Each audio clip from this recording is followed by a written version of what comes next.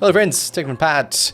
It's Dirt Report time, and today we're going to see and calculate the estimated savings from a home battery system in Western Australia.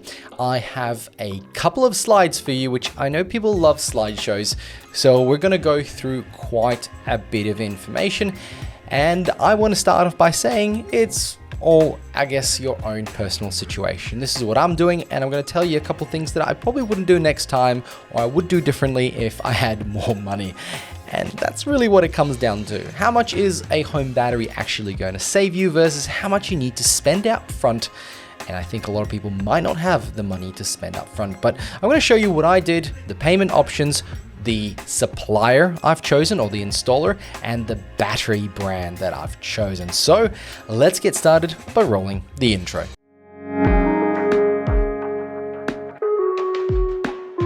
As you can see, I've put a lot of effort into this. I've made a title page, but let's jump into the agenda. The assumptions and context, we'll talk through that. The installer and battery that I've chosen, the rebate and battery costs, because that kind of is different per state. So we'll talk about what Western Australia has, the payment options that I've decided to go with, which might be surprising to some people, the savings calculations, and some final thoughts. And throughout, I'm going to try and throw in some caveats. You know, my situation might be different than yours, so this is what I'm thinking, and I'm taking the best of both worlds. Cost versus performance. So my assumption is that you already have solar panels and they generate enough to cover your battery needs. My panels are 6.6 kilowatts, but my actual inverter is 5 kilowatts. So that in itself means that I can generate a maximum of 5 kilowatts during the peak of sunlight.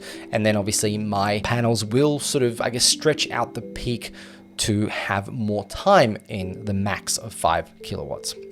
If you're in Western Australia, this video is going to be very relevant for you. If not, it'll be a little bit less relevant. It depends what kind of offers your state will give you based on the rebates, but the federal rebate and the savings will probably be about right, except the costs per kilowatt, which I'm comparing to.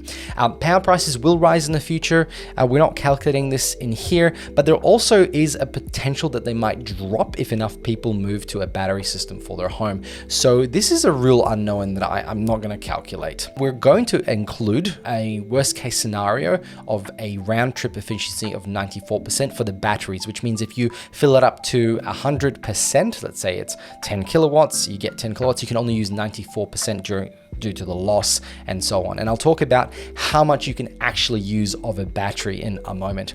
I have a 4-person home, so 2 little kids, my wife and I, and this is my average power usage based on the Synergy data from the half-hour meter readings over the last 12 months. And I've tried to grab as many of the seasonal changes as possible. I have an EV. I have been able to actually exclude that from my energy usage because that will still go through the grid. I will not be using my battery to charge my car at all. Battery degradation calculation I've actually added in at the end, and this will vary depending on the manufacturer you choose in your battery. I'm on a 3-phase power in my home, so my total quote might be a little bit higher than what you might get if you have a single phase home. I'm also replacing my inverter, I guess. I'm going for a DC connected battery, not an AC one. Again, costs are a little bit higher. I just wanted a more, I guess, succinct system, and that means a hybrid inverter.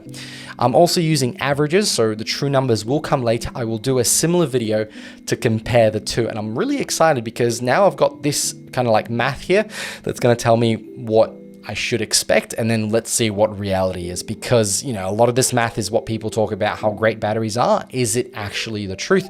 And I'm gonna try and calculate it. My install date is on the 13th of August. So that's going to be fun. We'll record that installation. We'll go through what they do so you guys know what happens when you get this installed in your home. So this is going to be the best case scenario in regards to these numbers. Did want to put in the daily solar generation. I get about 26 kilowatt hours in daily averages. And as you can see here through summer, autumn, winter, and spring, it really depends on the day, but overall 26 kilowatt hours is more than the 25 kilowatt battery that I've chosen. So let's talk about the battery. I've chosen Growatt, and there is a couple of reasons. Let's just start with those because I think people will be wondering why I've chosen that. Growatt has been around for a long time, I think 16 years. I have an already existing older Growatt inverter for my solar panels, and it's been working flawlessly. It really has. And when I spoke to the installer, they said to me that they've had the lowest return rate on the GrowWatt inverters. So to me, it made sense. Their also specifications are very comparable to a high-end system and affordable at the same time. So to me, it was the best ratio of price to performance. And look, there is one negative. The app is terrible. It's pretty average, but at the end of the day, it gives you everything you need. It's just not the most user-friendly, flashy app. It's very industrial, I would call it. So what battery have I chosen? It's the 5 kWh APX battery. The specs there a little bit, and I've got 5 units, so that's 25 kWh together. Now, there is an issue here, in the sense that the 5 kilowatts that you think you have isn't really exactly the amount you get. There is a little bit that is not utilized. It doesn't go below that. So technically, if you get a 10 kilowatt hour system, you only have about 9. If you get a 25 kilowatt hour system, you only have 22.5 kilowatt hours usable. And that means that your federal rebate will only be calculated on that, or it should be anyway, because that's the usable amount, and that's what I read in the specifications. The federal rebate is for usable kilowatt hours. The inverter is a 3-phase 5 kilowatt hybrid GrowWatt 5000 TL3. It is one of the newest ones. It's actually quite small, surprisingly. I thought it would be quite bigger, but it's not, and it should kind of fit nicely on my garage wall. So, supplier. I'm going with the Sunterra company. They've been around for a long time. Again, 16 years also in business. They provide a 5-year extended warranty, so 10 years total and workmanship warranty. So that was important. 10 years is what I expect minimum of my life of this battery. And of course, the battery has 10 years of warranty. They're a local supplier. They do residential and commercial. So to me, it was important that this company isn't going under if the residential market drops or goes up and so on. Same thing with commercial. They're also a GrowWatt supplier, so it kind of makes sense. And I did choose the battery first before I chose the installer supplier, and previous recommendation through a family friend. So there you go. If you do, guys, reach out to Sunterra. Feel free to let them know that you saw them on this video or another video. That'd be great. Now, let's talk about the quote. So there's a couple of things you'll see on your quotes, and some of it is a little bit strange. They never tell you the individual price. It's package price. It's how much it is to install and supply and so on. So you don't get the individual prices, but you can sort of work it out. It's about $3,000 per 5 kilowatt hour package of battery, and then everything else is sort of like installation. So battery installation, there's a bollard that needs to be installed, because it's going in the garage, so most people will have that, some might not. You don't want your car hitting the battery. I have a EPS control box, which means that I can have one circuit completely online during a power outage. There's a smart meter that needs to be installed and inverter replacement. Maybe, like I said, my quote is a little bit higher than most. Total cost for this system is eye-watering $23,290. That's insane. That's a lot of money for a 25 kilowatt system. Most 5 to 10 kilowatt systems about 11 to 12,000. But still, if you really want to offset your entire usage, you need at least 15 to 20. So the federal rebate gets calculated about 8,370, so less than. And then the WA state rebate, which I have chosen, I've talked about this before, I wasn't happy with the changes because in the past, this would be a $5,000 difference, which means that my total cost, instead of 13,620 out of pocket, would actually been just under 10 grand. That's, again, would have been nice. That would have been quite nice, but the changes have been done, and here we are. I've still gone ahead with my battery install. Let me know in the comments below that if you guys had a quote with this $5,000 in there and then it changed and you didn't. So let's talk about the payment options. I've decided that I'm not going to fork out the cash up front. I'm going to go with the interest-free loan option through the WA government, which is a $10,000 maximum loan that's interest-free. And interestingly enough, which I was worried when I first submitted my application, that there's going to be account keeping fees and a setup fee. That was going to be $7.99 and a setup fee of $100, which would end up being about $938 over the lifetime of the loan of 10 years. But that is actually waived if you are doing a battery with plenty via the government rebate. So it is $10,000 interest-free over 10 years maximum, which means 120 months, so $83.33 monthly payments, and then I have to pay the $3,620 cash up front. So that's okay. So I've got to pay a little bit there. So by taking this $10,000 interest loan, I don't have to obviously spend the cash that I might not have right now. But also what I worked out is if you have a mortgage, which most people getting a battery will have, if you kept a $10,000 inside your mortgage, let's say you have an offset facility in your bank, you will save $2,742.95 over the course of 10 years with a mortgage rate of 6%. That's $22 a month. So that's nothing to scoff at. This is a pretty good deal with the $10,000, value. So technically speaking, if you add up 1,300 to 2,000, you're getting close to that $5,000 value. But look, so that's how I'm going to pay for it. So now let's talk about the saving hallucinations, or rather calculations. My solar generation is on average 26 kilowatt hours every day. This will vary seasonally. It could drop. That's a real issue if you have an overcast day. So what we're trying to achieve here is offset the 18 kilowatt hour average usage per day that excludes all the electric vehicle charging. I've worked this out through, the data I have both in my car and in the Synergy app. I was able to work it out. So on average, the total usage is like 26 or something like that, but we know that the home only is about 18, and that's broken into 7 kilowatt hours during the night and 11 kilowatt hours during the day.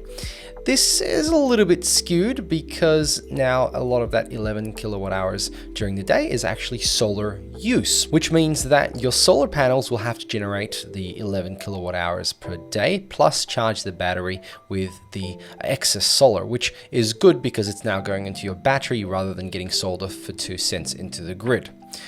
But I have a little bit of a complication here. I have time of day tariffs, which means that during the day, 9 a.m. to 3 p.m., I only get charged 8.6 cents per kilowatt hour. That is how I charge my car. But when it comes to the peak time, which is 3 p.m. to 9 p.m., I get a whopping 53.8 cents.